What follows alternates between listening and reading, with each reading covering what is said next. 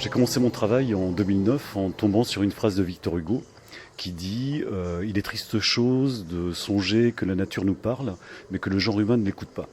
Donc à partir de là, en tant que plasticien et que designer, j'avais envie de m'impliquer en travaillant sur l'énergie naturelle. Quelle énergie naturelle pouvait me permettre de m'exprimer en tant qu'artiste?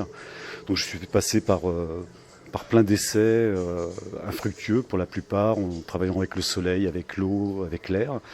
Et en observant la boussole, un jour par hasard, je me suis interrogé sur cette énergie qui faisait bouger cette aiguille. Ça paraît magique, puisque quel que soit l'endroit dans lequel on se situe sur cette planète, le nord est toujours au même endroit. Donc il fait bouger cette petite aiguille. Donc il y a bien une énergie qui existe. Donc j'ai réfléchi comment je pouvais capter cette énergie. Donc j'ai trouvé la solution en magnétisant de la poussière de fer, incluse dans un vernis. Je l'applique sur mes toiles à l'horizontale, après avoir fait toute la mise en scène autour des 5 éléments. Et je laisse la planète agir. Et c'est le champ magnétique de la planète qui va dessiner des arabesques sur mes toiles.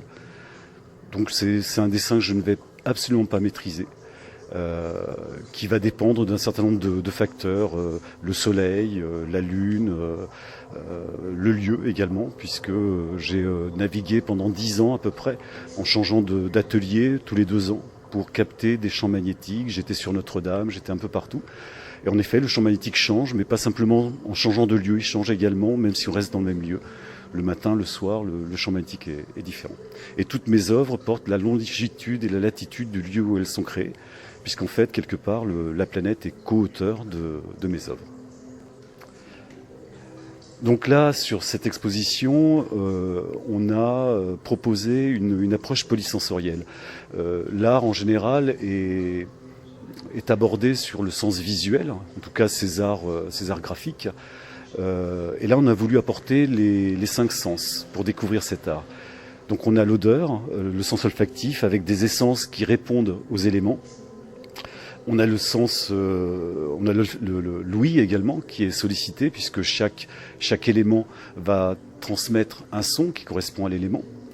On a le goût, puisqu'on a des chocolats qui ont été développés, qui également répondent à la terre, à l'air, à l'eau qu'on verra tout à l'heure.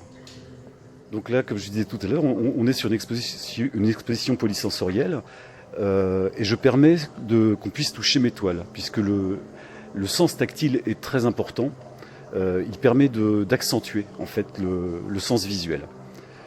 Donc là, on est sur l'élémentaire, donc je vais travailler sur des oxydes, sur des ocres, et donc je prépare tout mon fond, et ensuite j'applique le vernis avec cette poussière de fer qui va se laisser orienter par le champ magnétique.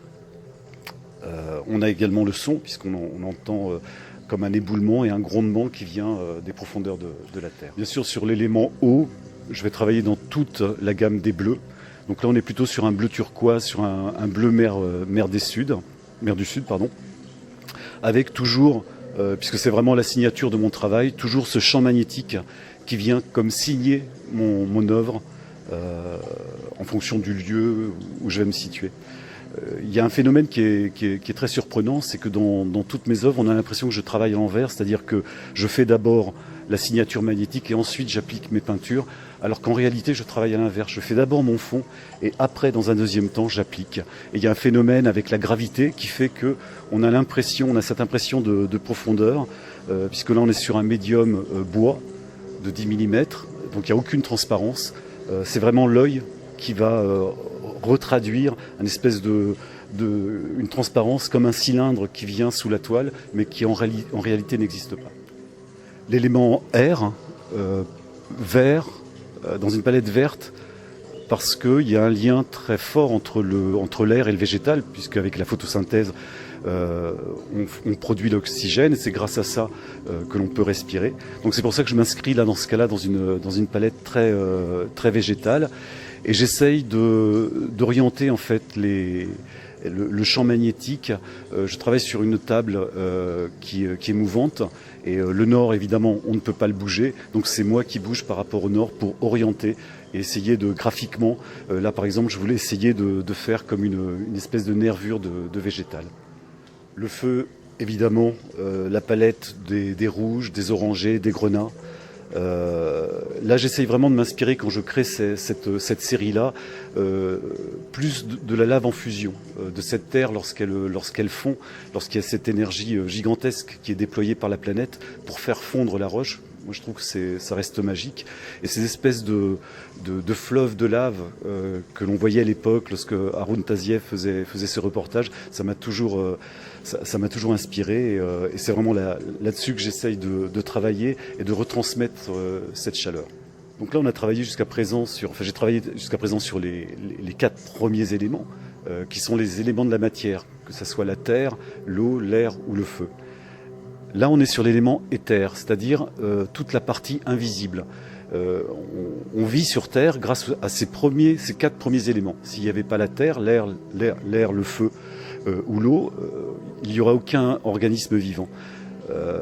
Par contre, on est organisme vivant comme un végétal ou comme un crustacé.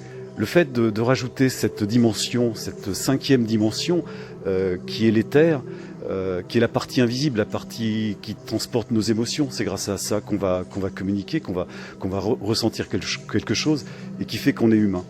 Et cet éther, en fait, va entourer les 4 premiers. Et c'est lorsqu'on sort de la matière et qu'on s'élève plus vers le spirituel, qu'on va retrouver cet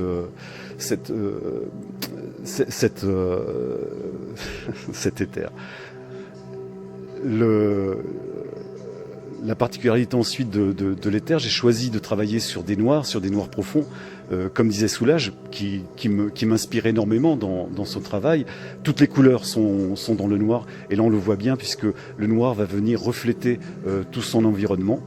Et en fait, c'est ce qui permet d'avoir toutes ces nuances et toutes ces profondeurs.